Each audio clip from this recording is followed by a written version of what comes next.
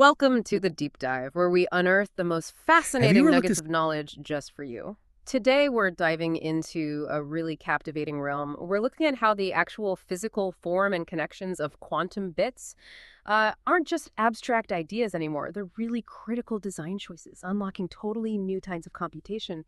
We're exploring a future where, we don't just program quantum computers, we're actually architecting their quantum essence, designing their physical layout, this idea of cubic manipulation, building entanglement very deliberately, and then forging algorithms from that foundation to tackle problems we once thought were impossible. That's exactly right. I Yeah. mean, just imagine a world where the actual spatial arrangement, the layout of these tiny computational building blocks directly shapes their power, what they can actually do. Yeah. So yeah, our deep dive today is all about how cutting-edge research is focusing on this precise cubic manipulation of quantum components, creating these highly specialized qubits really designed for specific ways of entanglement building. And that, in turn, enables these unique and powerful algorithmic designs. It really is about sculpting quantum reality for a specific purpose. Okay.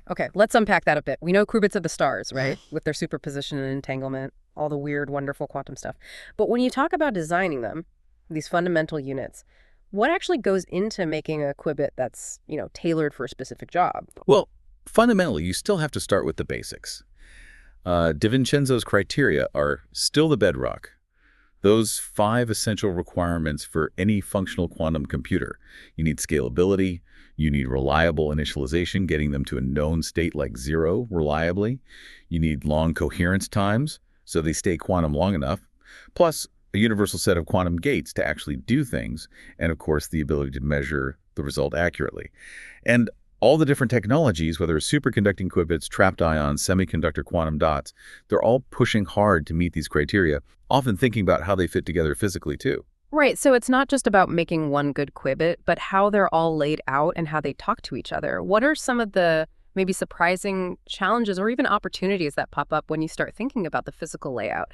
How does that spatial arrangement, that manipulation actually influence the design? Well, it's absolutely crucial. I mean, one approach you see quite a bit involves what are called crossbar architectures, like the quantum dot processor, the QDP. You can sort of picture it like a grid, a checkerboard, where the qubits sit. And the really fascinating part is that operations aren't just abstract software commands. They're done using very physical grid operations, things like literally lowering a vertical barrier between qubits, or lowering a horizontal one, or setting a diagonal line. This gives you incredibly fine-grained physical control over how the qubits interact, how they move. It's almost like, well, physically sculpting their environment to make specific operations happen. Wow, actually changing the physical barriers? Exactly. And then beyond those sorts of established layouts, you've got some really conceptual research exploring even more intricate designs. Take the AI231 system concept. It investigates using 2D slices of the cubicle and leans on crystallographic symmetry operations intrinsic to the so taking inspiration from the perfect repeating structures you find in crystals for designing the processor. And within that AI231 idea, they talk about these 36 unity points. Now, these aren't just random points. They're described as spatial anchors, coherence nodes, things that are crucial for entanglement orchestration. So in that framework, you see how a really structured spatial design is thought to directly influence core quantum properties like coherence and how you manage the entanglement. There's even this visualization concept they mentioned, the hypercube folding animation, which shows transitions across 3D to 4D state folds. It really emphasizes the dynamic and multidimensional spatial aspect, the cubic manipulation inherent in these ideas. You're literally reshaping the computational space. That's a really profound level of design, thinking about folding hypercubes. Okay, so you've got these meticulously designed qubits, their spatial foundations are set. How do researchers then go about building specific patterns of entanglement? We always hear about entanglement being spooky, but here you're talking about engineering it, right? Yeah. For a purpose, like to improve performance. Yes, exactly. And this ties directly into a major headache in quantum machine learning, something called barren plateaus. You find these in variational quantum circuits, VQCs. It's a real nightmare when you're trying to train these models. Basically, as your quantum system gets bigger, the gradients, the signals that tell the model how to learn, they just vanish exponentially. It makes it incredibly hard, almost impossible sometimes, to train large quantum machine learning models. Right, the training just gets stuck. It gets stuck. Exactly. Now, there's a really cutting-edge solution that tackles this head-on, using what we're calling specific entanglement building. It's called Multi-Chip Ensemble VQCs. It's this novel modular architecture. Instead of trying to run everything on one massive, complex quantum chip, which is super hard to build and control it, breaks down the computation. It partitions the big problem across an ensemble of smaller, independent quantum chips. They each do their part, and then you classically combine their outputs. But here's the crucial, clever bit. It gets its benefits by deliberately confining the entanglement. Entanglement only happens within each small chip, not between the chips. This strategic design choice, preventing those large-scale global entanglement patterns, turns out to significantly increase the gradient variance. It effectively mitigates the barren plateau problem, makes the models trainable again. Huh. So confining the entanglement, making it local within chips, actually helps with the training. That seems counterintuitive at first glance. It does seem a bit counterintuitive, doesn't it? You'd think more entanglement is always better. Yeah. Are there trade-offs then? Does confining it like that limit the kinds of problems you can solve or maybe introduce other issues? That's a really sharp question. And yeah, it gets to the heart of quantum architecture design. It is a trade-off.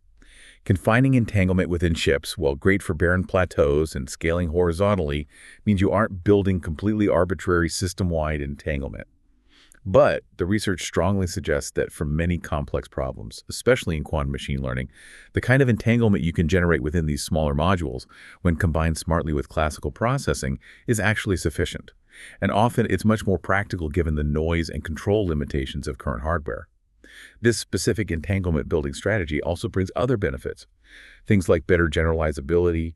The controlled entanglement kind of acts as a regularizer, and it turns out to be more resilient to noise too.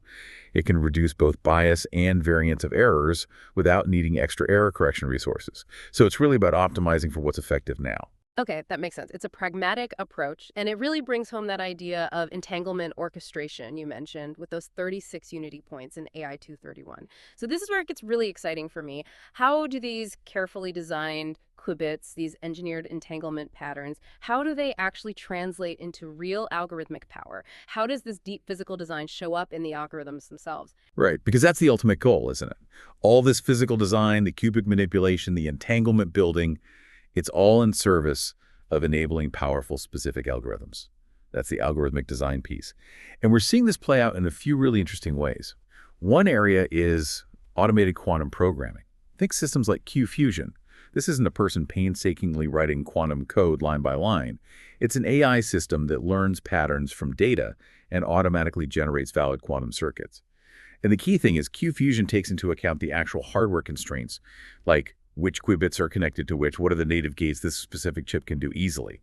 So it's automating the algorithmic design process, but in a way that's intrinsically tied to the physical qubit architecture it's running on. So the AI is designing circuits specifically for the machine they'll run on. Exactly, making them inherently hardware-aware or hardware-efficient.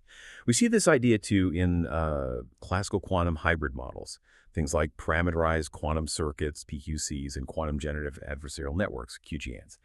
Here, researchers carefully craft what are called hardware-efficient ansatz specific sequences of quantum gates, like simple rotations and CNOTs designed to do particular jobs efficiently on near-term hardware. For instance, people have shown QGANs that can learn to implement a basic classical XOR gate just by manipulating qubit states using these predefined hardware-friendly circuit structures. It's about building algorithms that fit the machine.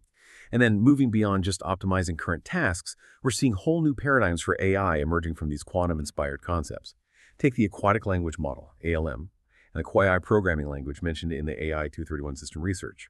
ALM uses this unique graph structure, a language map, with different node types. They call some syntax nodes Hebrew gates, semantic nodes crystal points, and these unity points for thematic coherence. It's a very structured way to represent language. And then they process these nodes using operations inspired by quantum gates like fusion, acting like an XOR, to resolve ambiguity, inversion like a NOT gate, and phase shift, AUTing. These operations are specifically designed to handle tasks like text generation and understanding within this novel linguistic framework, tackling things like paradox resolution directly in the model structure. Wow, applying quantum gate concepts directly to language processing. Exactly. And there's also this concept of quantum obstructive cognition, QOC.